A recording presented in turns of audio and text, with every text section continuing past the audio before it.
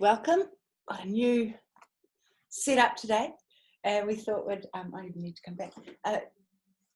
We thought we'd just actually all sit in the same space with Shanen also with us. So if you see me dishing it in and out, it's because I'm actually just attending to that which is necessary on the computer.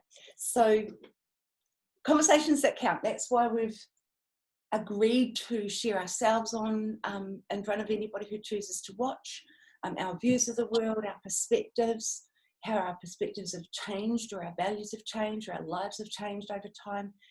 And the whole intention here is to have some of those conversations that aren't always had so openly, or if they are, they're normally from driven purpose. And our intention here is actually to invite ourselves and other people to have conversations that count, to actually inquire into another person and offer opportunities to listen, because so often we learn about ourselves when someone else listens. It's a really interesting process, and we always learn about another person when we take the time to be present with their information, and their information allows us to expand, to grow, to rethink, to repurpose sometimes, and sometimes it's the simplest thing that's said in a whole conversation. It's one sentence that can really spin our world into a different way of being. So, and that can go up and down, but it's the process of, the word that comes to my mind is the rebirthing of ourselves day in, day out, day in, day out. So the guys are willing to have some conversations that count today, sharing their own things of what matters, what has been a difficult conversation that turned out well, maybe a difficult conversation that didn't go well, and the learnings from that.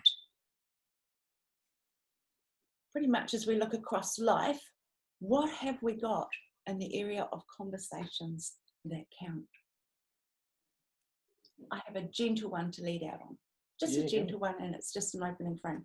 So as a mother, so I'm going back quite a wee way, as a parent, I'd been involved in that whole process about, for kids playing up, they just want attention. Now, as a parent, it can be so annoying when this is just playing out, and it can be so easy to see it as a bad behaviour or being naughty or stuff like that. I didn't want to be that kind of mum.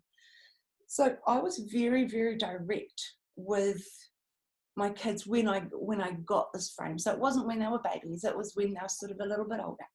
And I'd say, look, hey, if you want attention, say so. So I might be having a chat with a girlfriend, and we're doing our little conversation, we're having our experience, our life, whatever. And my son or my daughter would literally quite come up into my space, tap me, and say, I want attention. Now, it's a real truth moment, because it's like, really? Right now? Are you serious? Can't you see I'm having a conversation? But that was only one part of it. The other part of it is, wow, how self-aware is this kid right now? They're actually asking for what they want. They're not playing up in their peripheral. So that conversation counted, and it still counts today. There's a certain way that each one of them will come in when I know that they want to have a conversation. And it was, I guess, set up back then, and it evolves as they evolve in age. So that's one that I say is like, it was one of those pivotal things, a conversation I had with them that counted, and it helped me in my process. Yeah. Cool. That was a useful one, by the way. Useful conversation.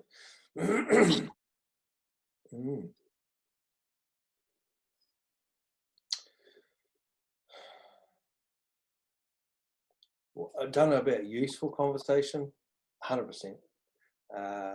Depending on who I'm talking with and depending on the subject, I think there is levels of clarity which I find which are more understandable, and sometimes when it comes back to a level of maybe something emotional or a different subject matter, I may not necessarily articulate my true meaning, potentially making it an unuseful conversation until a framework can be established or a common ground can be found that two conversations from a different angle is actually still the same conversation, then making it useful. It's a little dance that we've done. Yeah. And having the same intent and having the same meaning, just with different articulation, you know, and what someone hears and what I say, and I'm like, I didn't say that right. You know, and that can be a little, depending on the content, a little dance on a useful or unuseful conversation. And then we need a bit of persistence and patience with each other in that conversation to arrive at. I find that anyway. I'll get in the dog box. I don't really want to be there. But even at work, you know, like how a conversation which you think is going to be useful turns out to be a little bit obscure for someone else. And then it's sort of like, okay, so how do we build rapport again? How do we get back onto the same page? And it's like a little dance. It is. It's like picking the moment, eh? It's like picking when is the right time to have a particular conversation. And sometimes there's just no right time.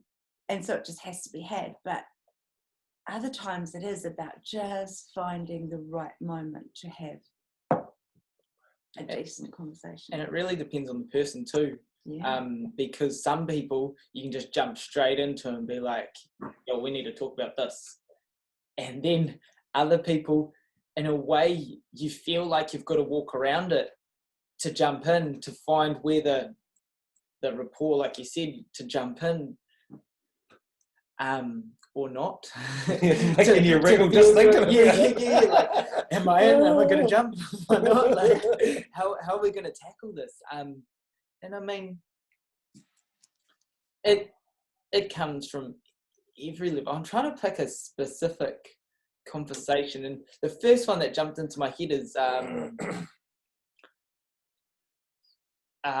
when you are relating with someone, you know, especially being younger, and actually realizing, you know what, like actually I want my own time to grow. And for me, I see so many, I just see people get caught up on the other person and not themselves, you know. And it can be that time to realize that you actually need to grow and need your own breathing space. And that is that hard conversation to say, look, I just need me, you know. I don't need you. In some levels of it, it's not I don't want you, but it's like I've got to grow. I've got to relate, maybe back to my friends. I've got to relate to myself. Like I need my time. I need my space.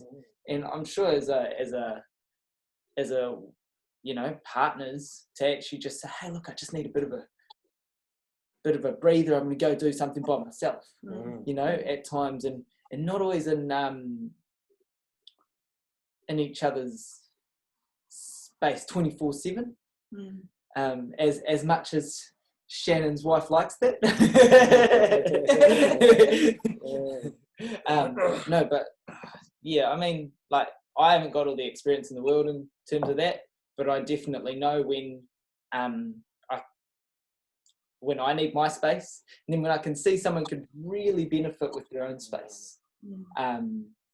Like I got a couple of mates that I'll just go grab and go, hey, look, let's go for a drive. You know, and then you can just see their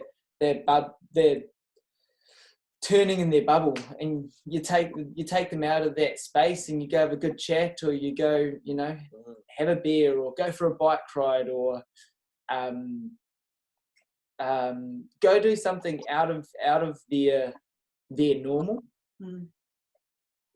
And that can create a really good time to talk with someone about something that can be hard to talk about for them or for you, or someone needs to get that thing off their chest. You need someone to talk to, you know, hey, I've been processing this, and what's your thoughts? Because I'm a bit lost, and what that looks like, because as we've found out, the way to not create a movement, because we're moving creatures, and to not create movement is to stay in the same four walls that you always process through and have the same thoughts. I'm sure people want something different, and to not move physically can get you not moving mentally, can get you not moving conversationally.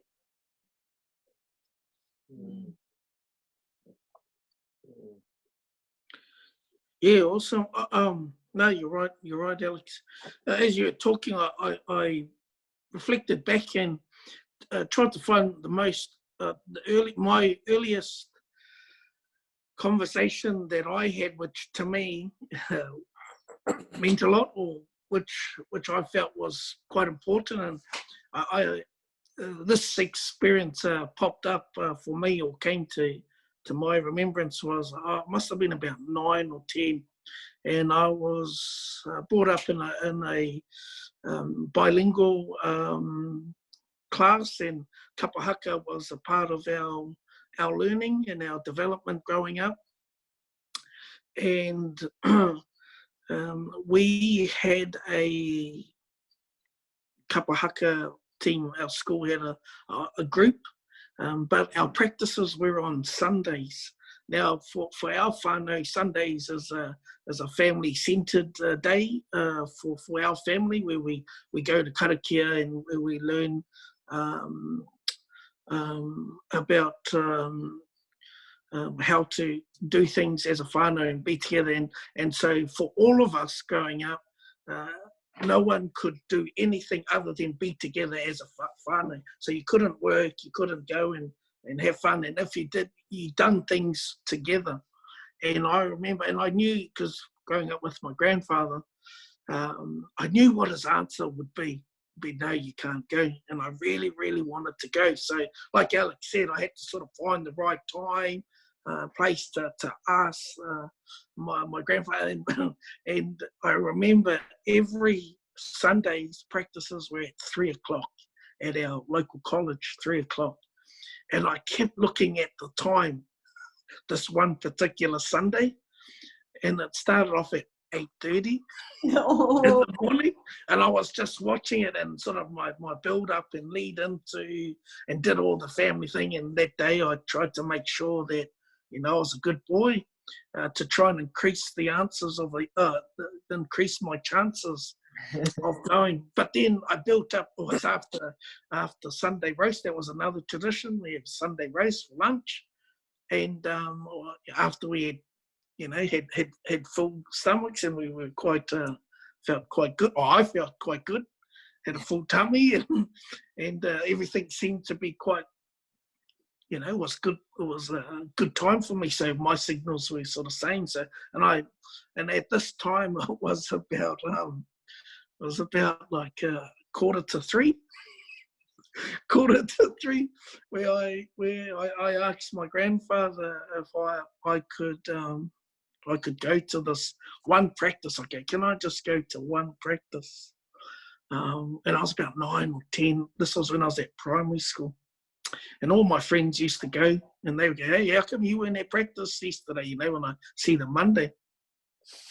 And then I asked my grandfather, and obviously he said no, but that sort of left an impact on my life. And I was like, so at 10, being 9 or 10, asking for something that I wanted to do, and getting, oh no, you can't go. I was like, man, I can't wait until I'm old enough to run away, and then I could go, or when I can be on, live by myself and do my own thing, then I'm gonna, do what I want to do. But we had traditions in our family, and I remember at that time I was like thinking, man, how can I get out of this? Or who can I go and live with? Can I live with an auntie? Or who can I live with that I know will say yes? as a 9 and 10-year-old. Like I was thinking, oh, which one of my aunties or uncles could I live with? So I could go, because my parents were living in Australia at that time. So I was living with my grandfather, my grandmother, and my grandfather, and so there was a lot of things that I felt I couldn't do, because I used to go with my grandfather to all of his meetings at the marae or in the community, and he's having all of that, and I'll be just sitting there in the car, or like, as you can imagine, going with your grandfather, and they go to everything, and they're there for the whole day, and you're doing those sorts of things where others are riding their bikes and doing whatever they do and playing around, and so yeah, I remember that was for myself. I remember, that lead up, that build up to asking a question, going against family beliefs or family traditions. And I can remember the feeling of, I knew it was huge. I knew it was going, and I knew it was going to be a no, but I was glad in myself that I had, as a 9, 10-year-old boy, to at least ask that question or put that forward, or challenge, not challenge, but hey, this is what I would like. Could I do this? And I remember that was a conversation, my earliest conversation of something that really mattered for me.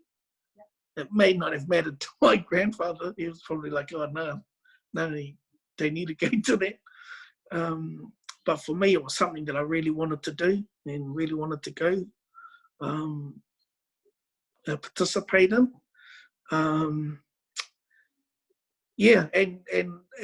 What I got out of that was, for me, I just knew I either, as long as I was living with my grandfather, I knew I had to respect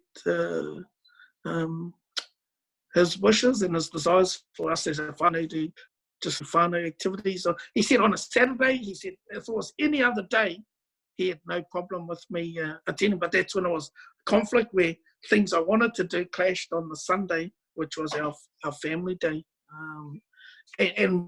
But what eased me was nobody or everyone in our family at that time never done anything. So I didn't say, well, how come he can go there or she can go there, or why could no one did anything? So it was good, it was sort of easier for me to deal with.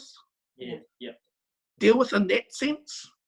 So that was my earliest memory of having that conversation as a young boy.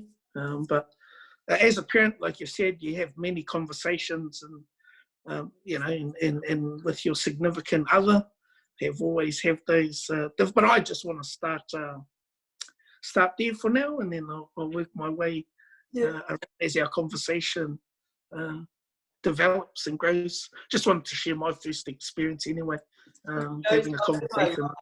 Something I love that you've shared many a time, Shanen, is when your kids ask you, "Oh, Dad, can I get this phone?"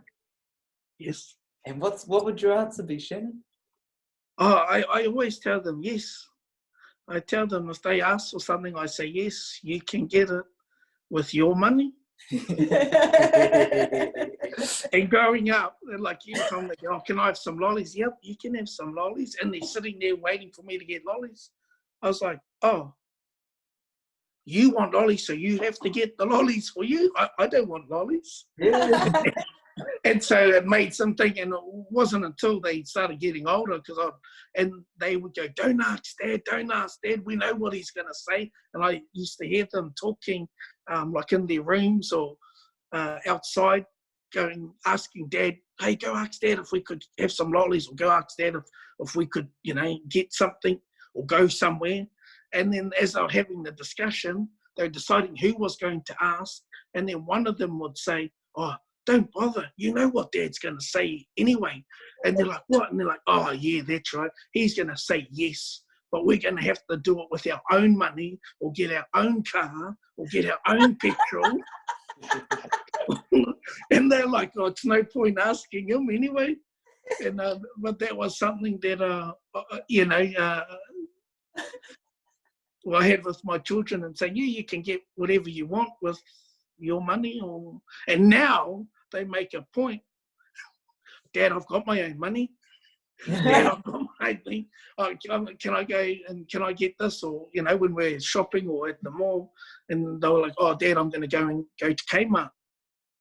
And I was like, oh, what are you going to Kmart for? And they're like, oh, don't you worry. I've got my own money. So I'm going to go in. And I was like, see, I'll meet you back at the car in 15 minutes or whatever. But yeah, that's it. And that's the first thing they say now. Don't worry, Dad, I've got my own money. I've got my own money. But, yeah, there's something I've done with the kids and the children. So, plenty stories around conversations with my children, hard ones. But like you, Karen, just want to start light and ease our way into it. Yeah. I thought I'd do a contrast here. Conversations that haven't counted, conversations that didn't work for me. And the ones that come to mind is when I've turned up to, let's say, a friends group or something, and it's gone to gossip. And I'm thinking, I don't want to be here talking about other people. Even though it sounds fascinating what you're sharing or surmising or guessing or your version on it or your, I just don't want to be having these conversations anymore. And I must have used to have had them. Because, does that make sense? To actually turn up to a group of women and find gossip. And it's sort of on that drive home, if I don't feel full up from the conversation, then that didn't help me. So defining who I want to spend time with at what point of the day, around just an effortless conversation. Is it going to be developmental? Am I going to feel filled up? Am I going to leave, to use one of Alex's phrases, to leave the area where I am better than when I arrived? Or it's that filled up feeling. And I think a conversation that counts for me is afterwards, it's like, oh, that went well. Or actually, that was really hard work, but I'm so pleased I had it. Or in particular, just meeting a group of friends and just feeling full afterwards. Good laugh, a good share, a good deep share, or nothing, or just a present, most of it's probably laughing, or even sharing some tears with someone. That could be a really cool conversation. I'm just, for me personally, opt out of the gossip. Because that can go on and on and on and on. Oh my God. Yeah. So there's a contrast conversation that doesn't count for me. Yeah, I'm definitely a person who, like me and all my mates, my majority of mates, my good mates, we all talk about memories and then ideas. Always sharing memories and ideas and, concepts and what if we did this and whatnot. And normally not a lot happens at the time. But then all of a sudden someone will turn up and go, come on, we're doing this, or I'm going for a ride, are you coming? Or I'm building this, can you help me? Or, we're just even a basic thing of we had a mate talking about building a fence.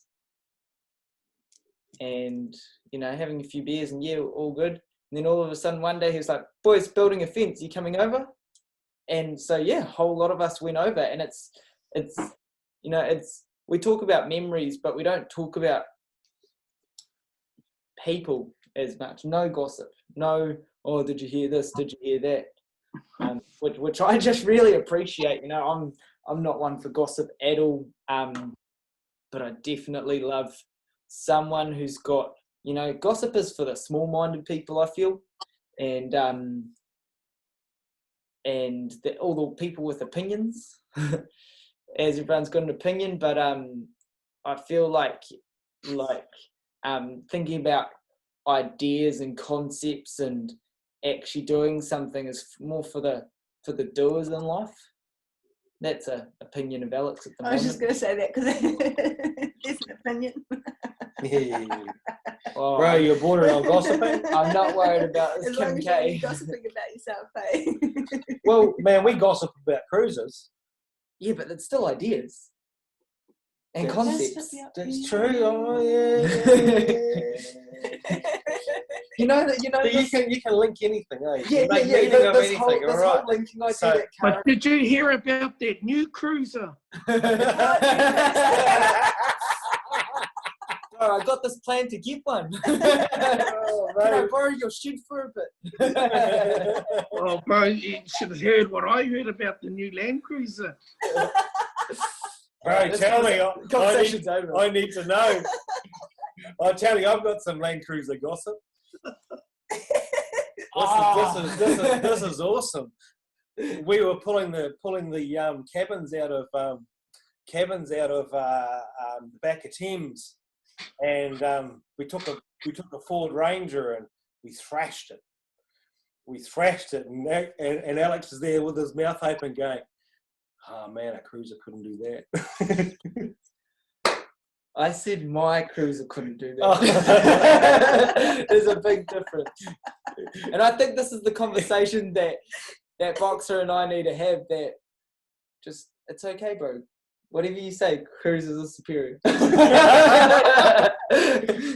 Hey, let's go back to talking about Shannon's cruiser he's talking. Anyway.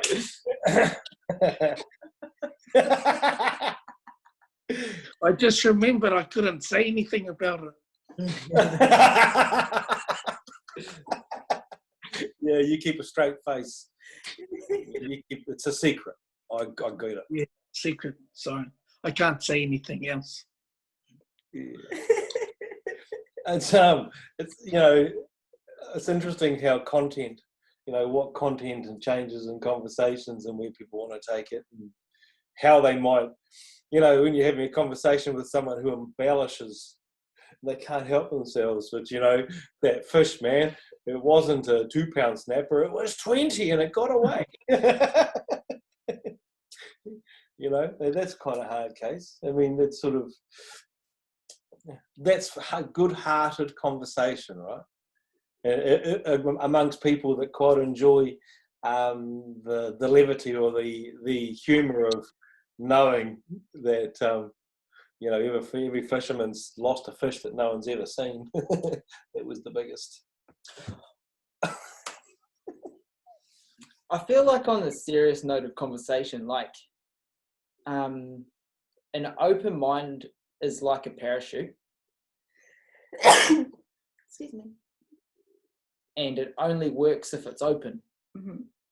So when you're conversing with someone on the fact of if they've got a different opinion, and it turns into what some would call an argument, or just firstly a disagreement, you can agree to disagree, or at the level of, if you think your point is so right and that I should believe it, then don't get angry about it.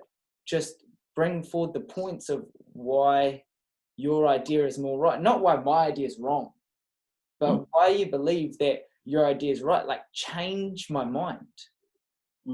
But it's my values that'll pick and choose whether or not it's a change, or it's the fact that it actually can create a creative thought that goes, I wonder if that was that's the only, my way is the only way to think that I was right.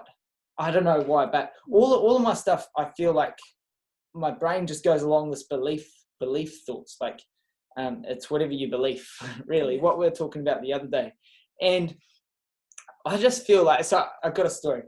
One day, there's another kid called Alex in my class, and we went to every primary, intermediate and high school together. So he was one of the only guys, he was the only guy that did that with me. He was called Alex too.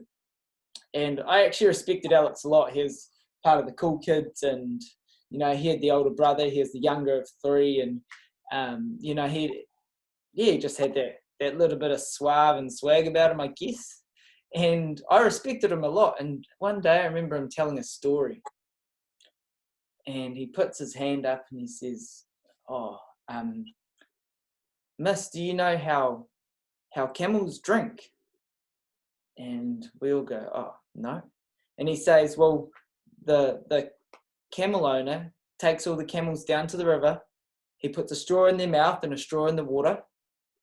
And he goes behind them and he gets two rocks. And he goes and claps their balls together. And the camel goes, and it drinks the water and fills up its hump." And I'm like, "Oh, yeah. Okay." And I would have been maybe 8 or 9 years old. And I was a real animal kid. Like, I just used to watch all the Animal Planet, all the Discovery Channel, read all the books, had the encyclopedias, like everything. My whole world revolved around animals. And for years and years, I was like, yeah, this is how camels drink. And I never really thought much of it. And like, this was installed into me belief. It was information that I took as knowledge because someone that meant something to me told me that. So yeah, I believe it. You know, it's like your parents telling you something. And then it wasn't that long ago. I was probably like 17. And I remember laying there in bed one night and I thought, how does this work? Because what do they do with the female camels? They don't have any balls to crush. Like, there's no female camel going. And I thought, nah, this is bullshit. This is absolute bullshit. And it was in my belief for years and years. What's that? 8 till 17, 9 years of a belief that that's how camels drink. I've been waiting a long time to hear this story.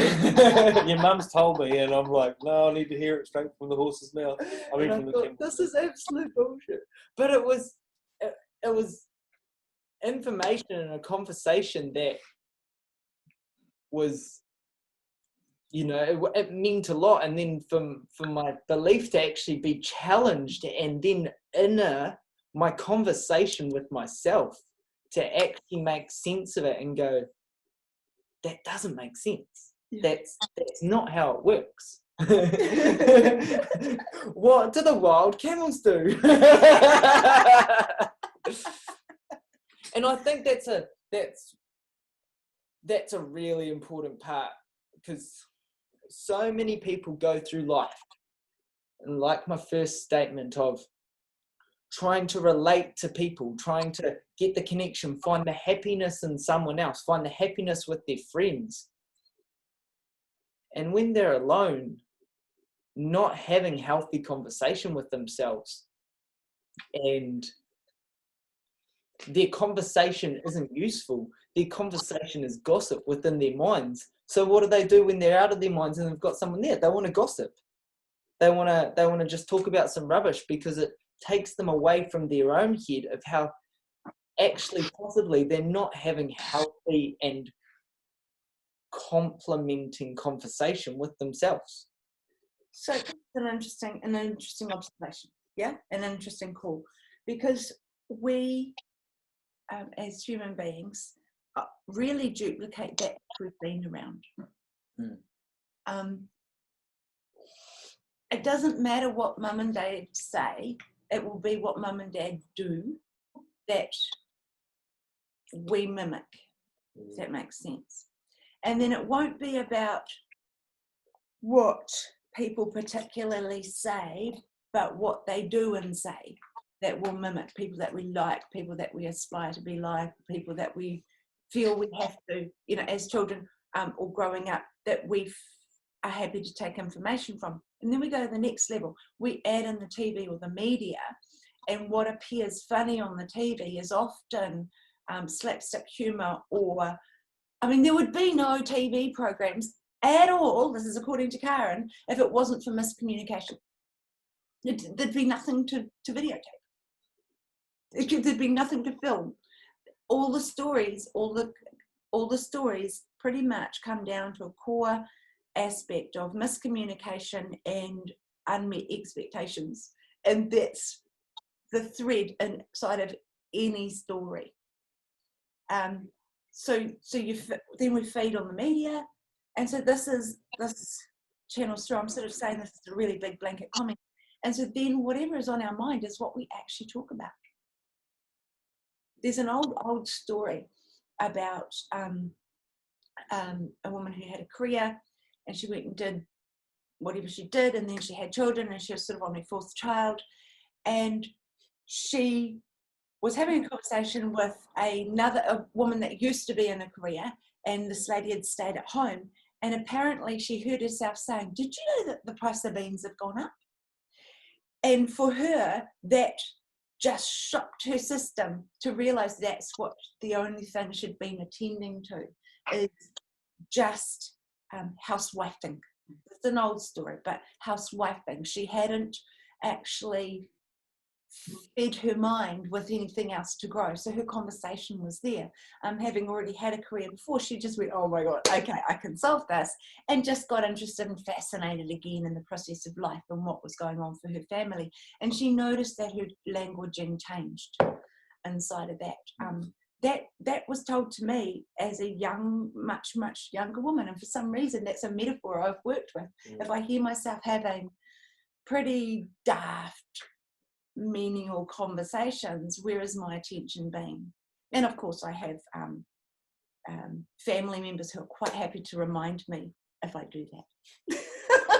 I think the clear thing out of that for me is something that will pull information from a lot is you are the average of your 5 people you most relate with. So the 5 closest people around you being your friends or your family, or whoever they are, you are the average of them financially, socially, how you spend your time, intellectually, and probably physically health related too. Yeah, physically. So within that, if you are, if you're listening to this and you're not completely happy with where you are, or you're just wanting to create some type of movement, I really believe that movement is the key. It's not changing everything, it's starting the process, starting to put some bricks in the wall or some bricks in the bridge really of what you want to move towards, some bricks in the road even of what you want to move towards. Because if you're looking or listening to this and saying, actually, I could talk about a lot of better things. Start to look around you of people that you might think have more beneficial conversation than the price of beans. According to you.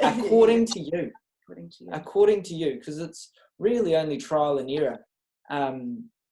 I know I've got some mates that I can only be with for a certain amount of time because it is gossip and it is a lower intellectual level than what I want to relate to a lot more, but I still like them as a person, and I still really care about them. And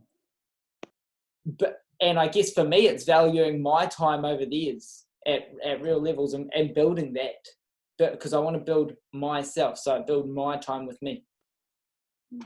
Thank you. I'm not sure if I've said this. You might remember this. Shanen, I'm not sure if I've talked about this. When I purchased Mitcha Math, it was a, I don't know, 60, 70-year-old home that had been just wallpapered and wallpapered and wallpapered. And then nothing had been done for it like 16 years because it was a rental. So it was pretty dodgy, like as in it was very old home. But it was such a gift to actually have the opportunity to buy this home. And it was also at a point where I was starting to really have a look at my words, my language, what I was talking about, wanted to come back to living from a vibration of appreciation. I was just doing a complete overhaul in myself. And So I started to do it in the house too, with that which I could, and I had some money aside for a renovation. And I know I'm missing out a lot of information in how we got to where we got to. But one of the things was I started listening to my words and listening to the words of the people around me, and a day would be described as a horrible day, or what an awful, what awful weather, or oh, that was a hideous statement, or that was what were some of the other ones, and I just listened to the words and went, whoa. And I've been just accepting this, I've just been eating it up, not questioning it. So it's like, well, what would happen if I started to change my words, to be at choice in the words that I chose to use? And actually, look, it's a grey day with rain, not a horrible day. That's a big assessment, you know, it's raining, that's the fact. So I tried to look more at the facts, and if I wanted to embellish it, to use your words, I would then decide, and this is what I was going through, I would then decide to find a nice word that made me feel good when I said it. And if it made me feel good, it might help to make other people feel good too, but it wasn't really the point. It was all about how did I feel. So I started charting a whole lot of new words, and look, if I heard a word like terrible, I'd be like, well, what's the opposite to that? Or, oh, that I could feel that here and it hurt a little bit. What would make me feel good inside of that? So it was quite an explorative process. And I must have done it for days and weeks as I was starting to chart it down. And then it got all creative and realized, hang on, I own this house. There's no other adult in this house besides me and my kids. And I can decide what we do with this. So we had a mistake wall one time.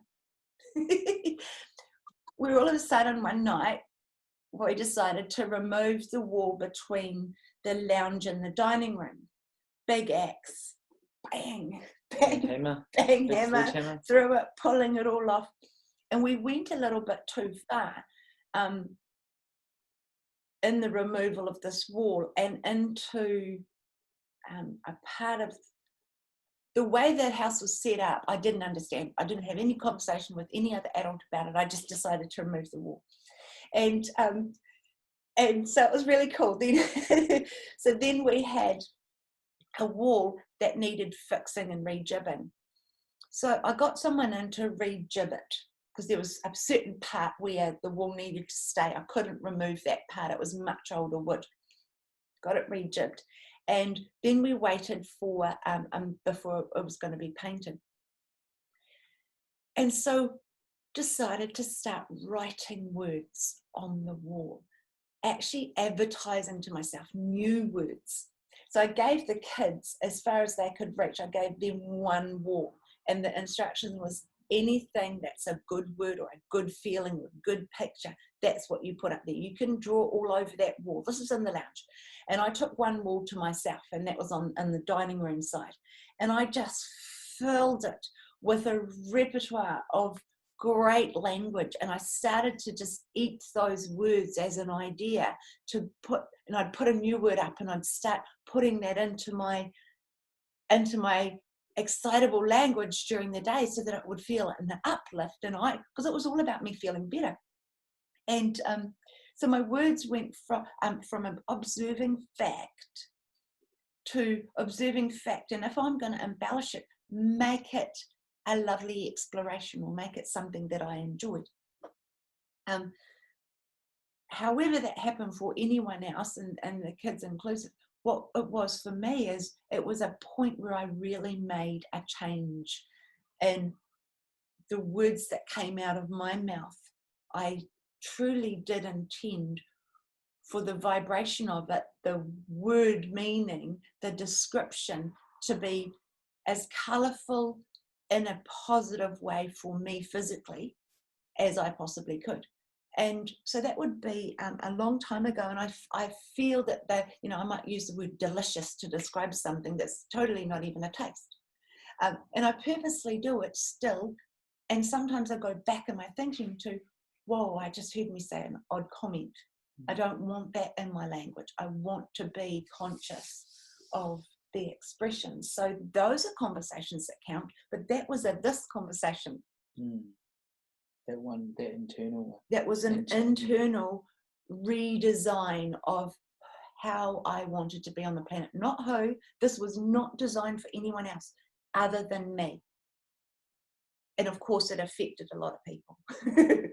It's crazy. So when I started dancing again, I filled my life so much with stuff to do. You know, up at 4:30 to go to the gym, to be at work at 6 or 8, whatever time we started, to then be at dancing at 6 o'clock, and then home by 10 and bed by 11. And that was my day, full. And I just remember being so driven and so happy. And, you know, someone asked me how I am, I'll be like, I'm great. I'm amazing. And that became an automatic reaction. And then that slowly stopped a little bit. But I remember a guy saying it at when I was in the office. He came in and said, "How are you?" I was like, "I'm amazing." And you just saw the whole office stop and look at me and like, what the hell? And it's like, well, I am. And I remember that was about the time that you said that you were saying, I'm like self-diagnosed, I'm amazing. Yeah. And then it sort of dropped off a little bit, and I was, anyway, and then we skipped forward a few years, and it actually was your conversation, Shane, of asking better questions and really inviting the people around me, and, you know, how are you? Good. And I'd be like, oh, what a dumb answer. And then I found myself saying it, and I know asking now, especially now when I ask people and I say, how are you? And they say good, or they say not bad. And I'm like, man, I'm out of here. I don't even want to converse with you. You know, like, you're just coming from the negative perspective. Well, I'm not bad. Okay, so what else are you? No, switched off. Don't want to converse. Anyway, but that real, like, Charm asked me this morning, how are you, Alex? And I find pretty much every time someone asks me that, I really have to take that self-assessment of how am I? And not just come across like, yeah, I'm good. But I've actually, like, listened to my whole being. Like, yeah, I'm pretty freaking good. And I actually said to her, any better and I'd be dangerous. But it's that internal conversation, you know, of Conversations that count. That's the real conversation that counts, eh? It actually is, eh? Yeah. What are your thoughts around that? We've been chatty. I've been just having internal conversation. Did it count? That counted for me. 3. Well, it's just like I've been through a myriad of thoughts, right, and didn't stick to the same subject apart from our main subject, which is conversation.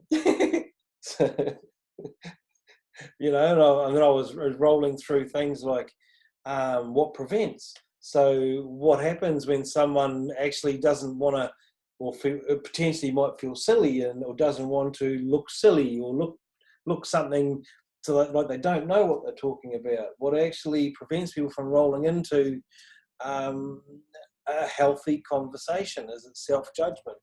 You know, do they just not want to let go, or is it outside of their scope? And then It was a permission, and I'm thinking that that at different times that people are just so used to being talked to, they just don't know how to have a conversation because they're just used to being told everything and not invited to participate into a conversation. And then the behaviours that people share, and how I've been in conversation where I'm sitting there going, oh, I've really had enough of you, and the person keeps talking and they don't see any of the cues that actually say, oh, I want to stop. And then you physically have to go, bro, we're done. And they haven't recognised any of those cues that another person may, if they have been educated into changing topic or experienced or taught in a different way to then shift the topic, or, in groups of people. You get groups of people and you get one person and you're all mates, and one person has no idea of the content. and 4 people are just in their own bubble communicating, and this one person's got nothing to say. And then after a while, someone will recognise it and then bring that person or change the content because they are actually all caring. You know, there's so many different ways that positive, beautiful conversation is just enhances groups and inclusion and exclusion. And anyway, that was my internal conversation.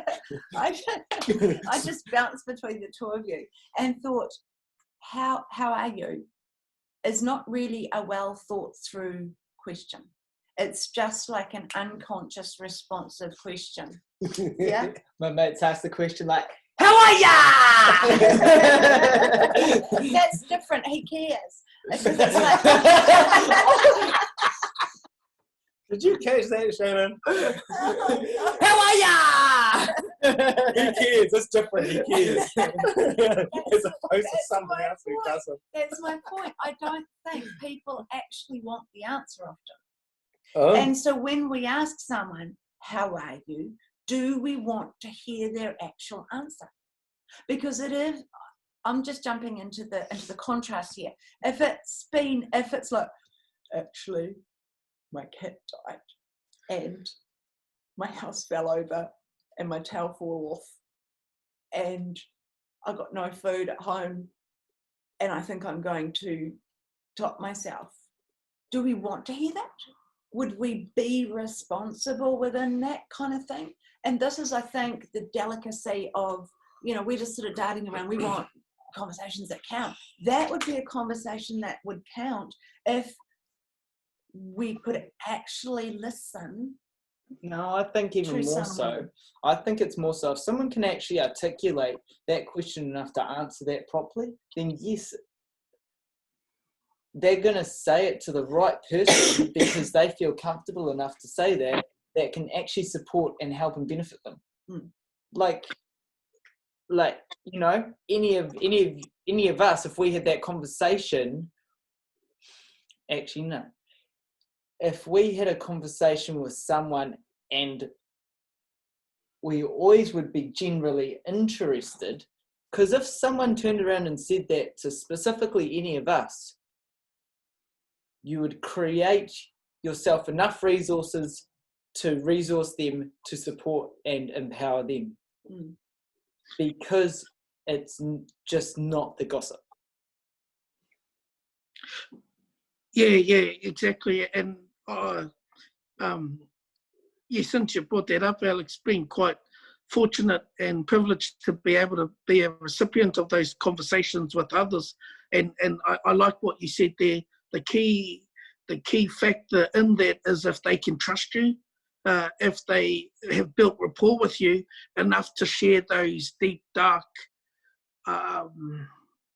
secrets or moments in life where they've felt vulnerable or where things have happened that have harsh consequences. If they come out and say that, and then at those times, so I've been fortunate, and I feel blessed that people have confided in me and had these conversations with me about that. But then ultimately, I say I'm not the one. It's good that you're telling me, but I'm not the person who you need to have this conversation with. But I thank them for depending on the situation and the circumstance. But I think before we have a conversation like that to our significant other or to people in our circle, I find people may test it out saying it to other people to sort of see what the response may be or responses. And I guess, because I try not to have a judgment, but I'd like to, in that situation, show them the possible consequences that may, from positive to negative, showing them what potentially could happen depending on the conscious choice they make moving forward. And if it's something that's holding them back or others back, it's quite emotional when people share some, secrets or big or something that's really impacting on their life. And when people share it, it's almost like a sense of relief that they've told someone or that they've let it out. But from my experience, it sort of builds confidence in themselves, and like go back to what you were saying, having that internal conversation with yourself, and to where you can share it if you choose to externally. And I remember being a recipient of some news that impacted my life, and how as soon as you hear that information, it can turn in a turn your life upside down, or your world upside down, and you start to see the world differently from what you may have assumed the future may look like, had you not have had those conversations. But what I find interesting, like now, I wasn't taught, and none of us are taught how to deal with those situations when it happens to you. You can all give. You're not really taught how to deal with it safely. And looking back, had I had been in a situation, or may have found someone who knew how to deal with it emotionally to help me through that journey, may have been able to overcome things a lot more quicker or sooner. But when we're talking about having those hard conversations, when you're the recipient of a hard conversation that you weren't prepared for or weren't aware that was happening, it can, in an instant, can almost sort of blow up, Something I think that's important, Shan, is just a little bit of a distinction between something that is happening and has happened. Like, is happening, you need to ask the right person, or voice your question to someone that can point you in the right direction, because that's totally different than something that has happened. And I know I've heard some information that you just can't unhear, and it's not good, and it's like you, I'm really sorry that person's had to have gone through that. But you can't change the past. You can only change how it affects you now. And then that switches between what I see as a poverty and a wealthy mindset. Not around money at all. You can either look at your lessons and your experiences wealthy and how it can help you grow from now, or you can look at it poverty and poor me in a short thing. But then again, exactly what you said is, you just aren't taught how to deal with it, In the happening moment now. no matter how resourced you think you are. Yeah. When then you have emotion connected to it, and connected to someone, or connected to, that was a cruiser, bro. Cruiser gossip, Shanen, never happens. Sorry, Alex. When you are when there's emotion attached to it, and especially a deeply felt emotion,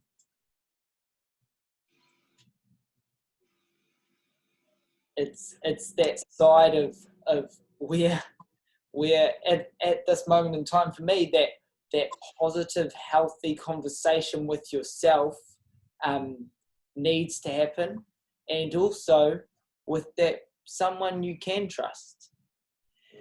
Yeah. That because you can actually just voice it out, you work through it a lot better. So an emotional, right in the moment, this is what the metaphor that comes to me.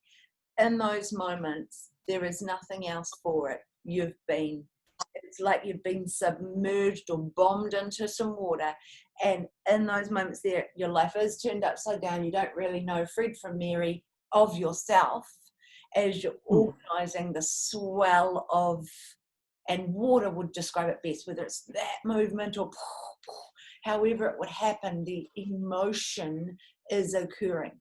And there aren't words for a moment.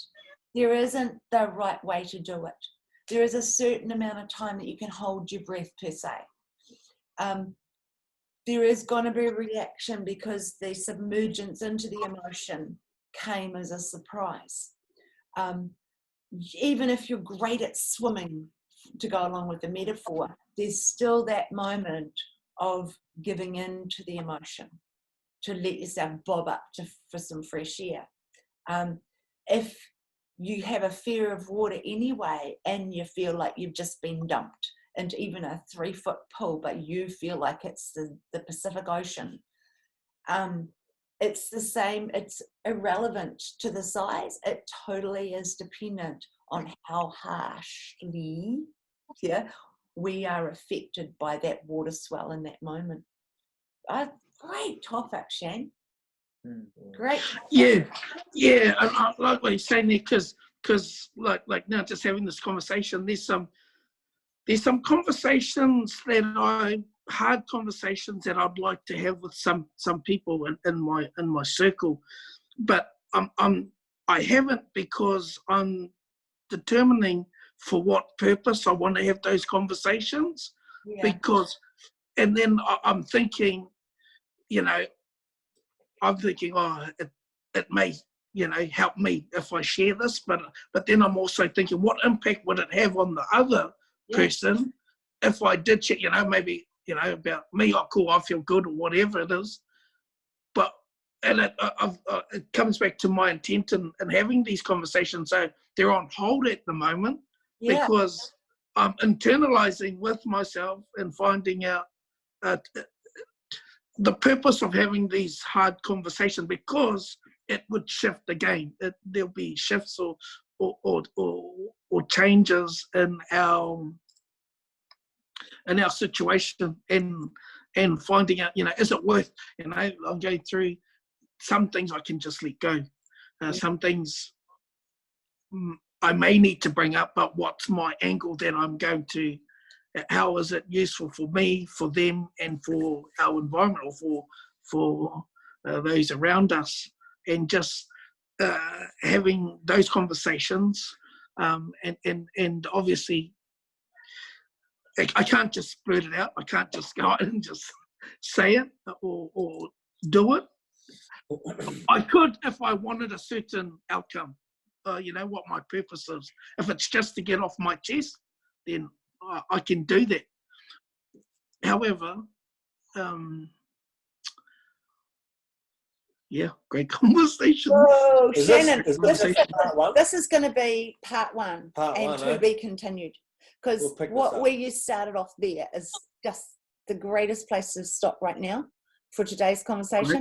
And we'll pick this up again tomorrow, because right from within the space of a reiteration around it, and then moving forward, because I feel like you're sharing deeply what many people would like to work through within their own selves. Myself, who knows who else here. Puppy's probably the only one who's just saying, what about a walk? So if we can just call today to a to be continued. Part one. Yeah. TBC. All right. We will sort this out tomorrow. Thank you. Beautiful. Bye. Bye for now. Bye for now.